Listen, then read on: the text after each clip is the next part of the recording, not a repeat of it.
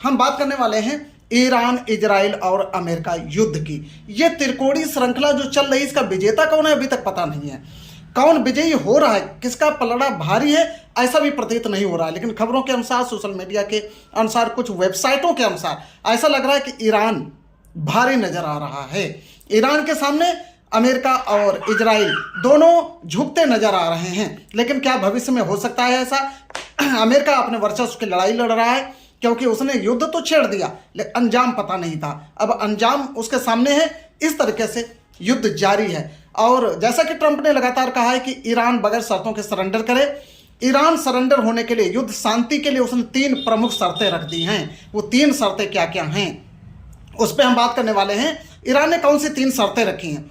जी हाँ, तो पहली शर्त है उसकी कि ईरान के वैध अधिकारों की सुरक्षा हो या वैध अधिकारों को मान्यता दी जाए।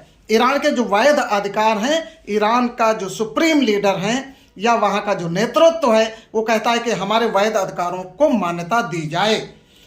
नंबर दो कहता है कि युद्ध में जितना भी नुकसान हुआ है उसका मुआवजा मिलना चाहिए, क्योंकि युद्ध शुरू हमने नहीं किया था, युद्ध शुरू किया है अमेरिका और इजराइल ने, तो उसका पूरा मुआवजा हमको मिलना चाहिए। तो लेकिन एक बात यहाँ पे आती है, मुआवजा आप क्या लेंगे? क्या वो 160 बच्चियों का मुआवजा आपको मिलेगा? क्या जो शहीद हुए हैं, जो लोग मारे जा रहे हैं लगातार, आपका युद्ध पोत जो भारत से लौट रहा था श्रीलंका के करीब मारा गया, डुबोया गया अमेरिका के द्वारा, उसमें भी 100 से ज़्यादा सैनिक मारे गए, आप उसका मुआवजा क्या लेंगे? क्या उनकी जान वापस देंगे? क्या जिनके वो भाई हैं, जिनके बेटे हैं, जिनके पति हैं, क्या उनको आप लौटा सकेंगे उनकी जिंदगियां? बहुत बड़ा खेल हुआ है, बहुत बड़ा तबाही मची है, बहुत बड़ा नुकसान हुआ है इस युद्ध में। तो मुआवजा आप क्या लेंगे? खैर, शुरुआत अमेरिका ने की और इजराइल ने की, तो मुआवजा वो मांग कर रहा है कि नुकसान जो हुआ है वो मुआवजा हमें वापस मिलना चाहिए। नंबर 3 बहुत अहम, नंबर 3 जो पॉइंट है ये बहुत अहम पॉइंट है, और सिर्फ 3 ही कंडीशन उसने रखी है। ईरान ने 3 ही शर्तें रखी है। उसने कहा 3 शर्तों पर हम अपने आप को सरेंडर कर देंगे, युद्ध शांति की घोषणा कर देंगे, सीज फायर हो जाएगा। तीसरी शर्त क्या है? तीसरी शर्त ऐसा नहीं है, अंतरराष्ट्रीय मुद्दों के हिसाब से वेरी इंपॉर्टेंट है। और तीसरी शर्त मुझे लगता है कि पूरे विश्व में, पूरे वर्ल्ड में, ऑल वर्ल्ड में फॉलो होनी चाहिए, पूरे विश्व में फॉलो होनी चाहिए। इस तरह की त्रासदी अब आगे ना हो, इस तरह की का युद्ध अब आगे ना हो, जिस तरीके से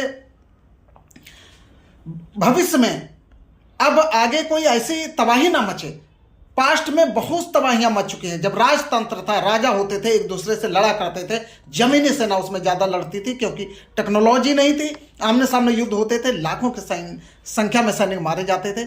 वही सिस्टम तो यहाँ हुआ, यहाँ हवाई युद्ध हुआ है, एयर बेसेस उड़ाए गए हैं, एयर बेसेस से अटैक्स हुए हैं, तो बहुत सारी चीज़ें हैं। अब तीसरा पॉइंट क्या है? हम तीसरे पॉइंट पे बात करेंगे। तीसरा पॉइंट ये, ईरान ने शर्त रखी है कि भविष्य के हमलों की अंतर्राष्ट्रीय गारंटी ली जाए। उन्होंने कहा है कि आज के बाद भविष्य में कोई अटैक ना हो, कोई हमला ना हो हमारे ऊपर, इसके अंतर्राष्ट्रीय गारंटी हो। अंतर्राष्ट्रीय गारंटी मतलब आप अमेरिका ने ले लिया, इजराइल ने ले लिया, फिर भविष्य में उसका उल्लंघन हो गया, तो ऐसा नहीं होना चाहिए। भविष्य में कभी भी हमारे ऊपर दोबारा अटैक ना हो। तो ये 3 बहुत महत्वपूर्ण शर्तें ईरान ने रख दी हैं। अब बात यहां पे आती है कि ट्रंप और नेतन्याहू जो अपना देश छोड़ के भाग चुके हैं, वो अपने देश में नहीं है। वो कुछ लोगों का मानना है कि उनका प्लेन वहां से उड़ा और जर्मनी में जाके लैंड हुआ है। वो जर्मनी से अपने देश को चला रहे हैं, अपने देश को देख रहे हैं। वो जर्मनी में है इस समय, इजराइल में मौजूद नहीं है। शायद उनको खतरा लगा होगा, नहीं है, सुरक्षित हैं। सुरक्षित सभी को रहना चाहिए, चाहे वो ट्रंप हो या फिर ईरान के सुप्रीम लीडर हों जो मारे जा चुके हैं, शहीद हो चुके हैं, उनको भी वो गलत हुआ उनके साथ, ऐसा नहीं होना चाहिए था। बात एक टेबल पे हो सकती थी। अब शर्त ये है कि ये जो 3 शर्तें ईरान ने रखी हैं, ये 3 शर्तों को क्या ट्रंप मान लेंगे? क्या इजराइल इन 3 शर्तों को मान लेगा?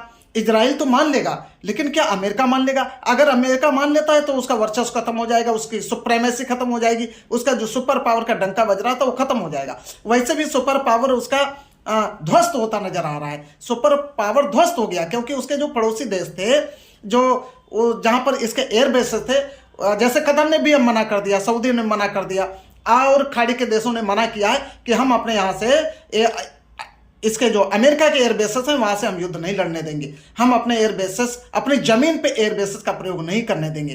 तो अमेरिका अकेला पड़ता नज़र आ रहा है, इजराइल अकेला पड़ता नज़र आ रहा है।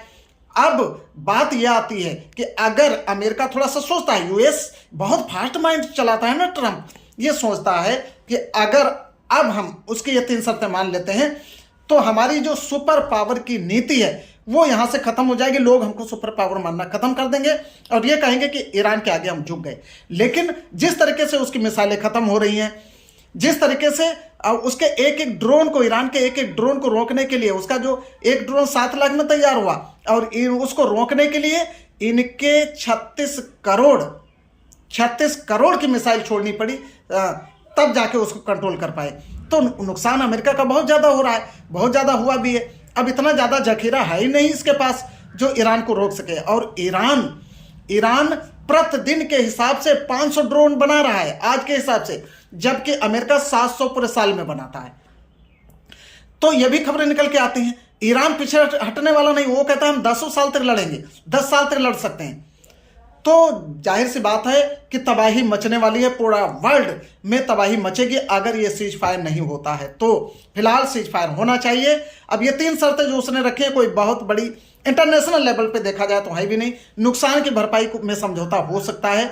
लेकिन और जो 2 शर्तें हैं, एक जो ईरान के वैध अधिकार हैं उसको मान्यता इंटरनेशनल लेवल पे मिलनी चाहिए, और दूसरा भविष्य में उस पर हमला ना हो इसकी भी गारंटी लेनी पड़ेगी। और तीसरी बात जो उसका था कि नुकसान का खर्च, जितना भी युद्ध में नुकसान हुआ है उसका मुआवजा मिलना चाहिए, उसका खर्च जितना हो चुका है उसका मुआवजा मिलना चाहिए। तो ये शायद पॉसिबल नहीं होगा, लेकिन होगा, ये इंटरनेशनल लेवल की बातें हैं, हम अपने विचार ही रख सकते हैं इन विचार में। आगे क्या होगा, आगे की अपडेट हम आगे की वीडियो में लेके आएंगे। तब तक के लिए आपसे विदा लेते हैं। Thanks for watching. जय हिंद, जय भारत।